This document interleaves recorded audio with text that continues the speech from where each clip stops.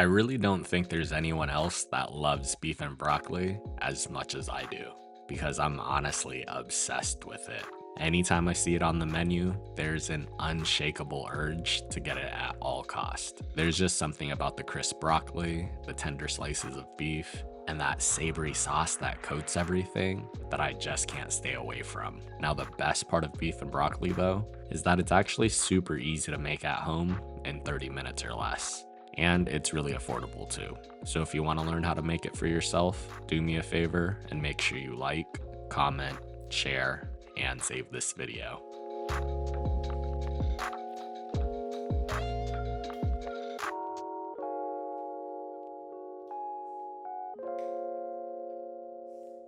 Alright y'all, remember to wash your hands.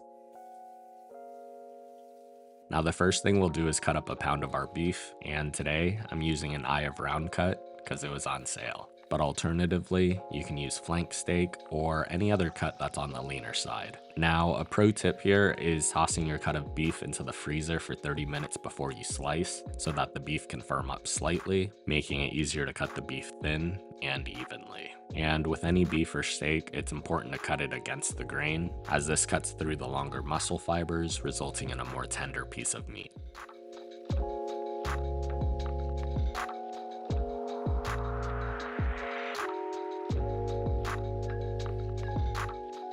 Now once we have all of our beef cut up, we'll toss that into a mixing bowl to velvet. First we'll add a teaspoon of baking soda, a tablespoon of cornstarch,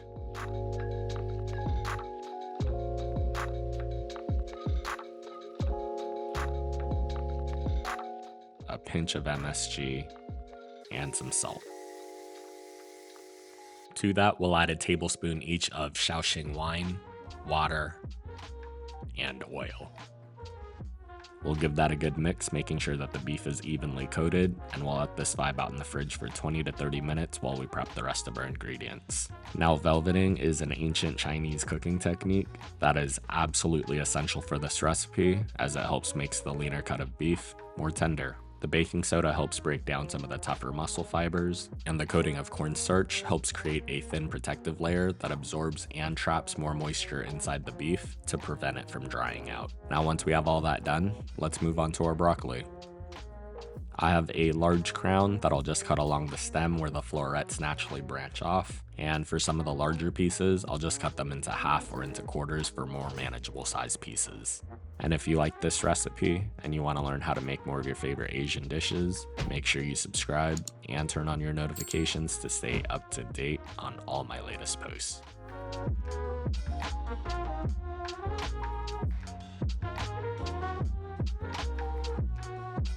Then to a pot of boiling salted water, I'm going to blanch the broccoli for no more than 30 seconds until it turns a nice bright green color.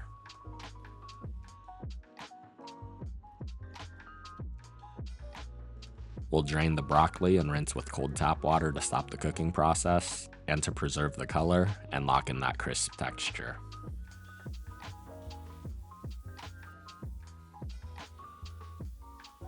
Set the broccoli in a colander to air dry, because when we add it in later, if it's too wet still, it'll make our sauce watery. And you can't forget to pay the broccoli tax.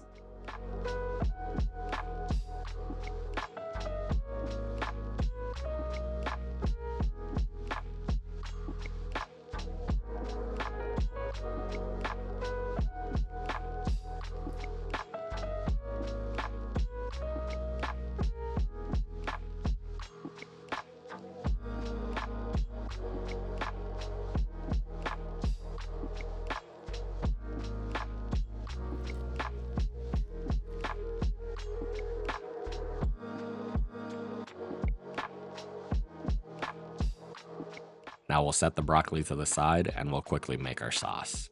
So to a small bowl or container, I'll add in 2 tablespoons of oyster sauce,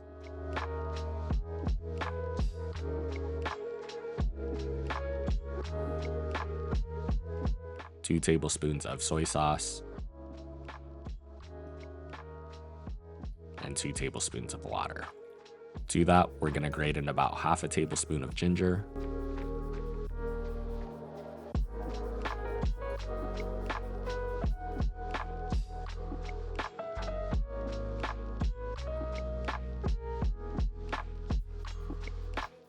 tablespoon of garlic.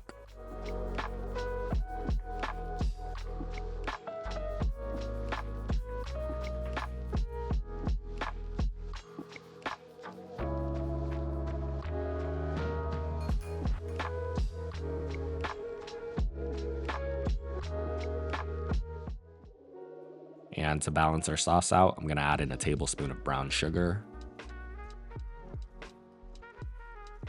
and a pinch of MSG. We'll finish our sauce with a tablespoon of Shaoxing wine and a tablespoon of cornstarch.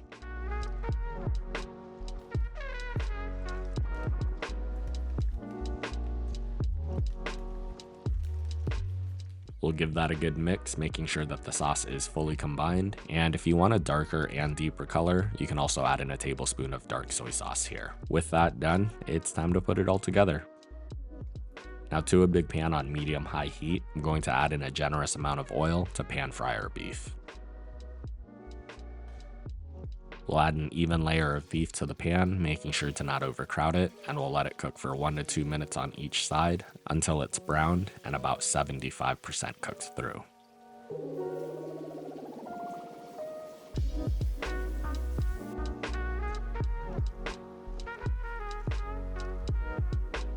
We'll remove the beef from the pan.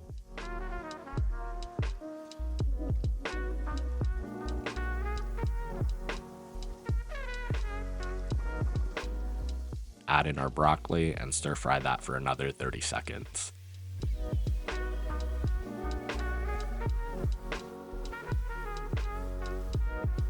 Add your beef back in, pour in the sauce, and bring that up to a simmer while continuing to stir it until the sauce thickens up slightly. And if your sauce gets a little bit too loose from the moisture of the broccoli, feel free to add in a little bit more cornstarch slurry to thicken it up.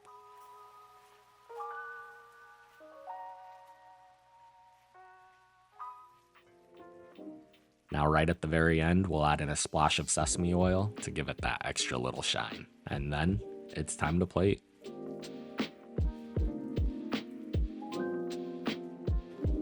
We're serving this up simply today, pairing it with some white rice.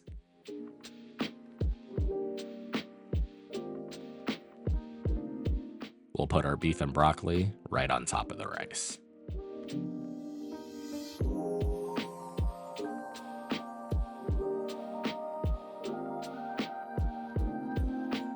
We'll garnish that with some sesame seeds, and just like that, you've made an incredible beef and broccoli in less than 30 minutes at home.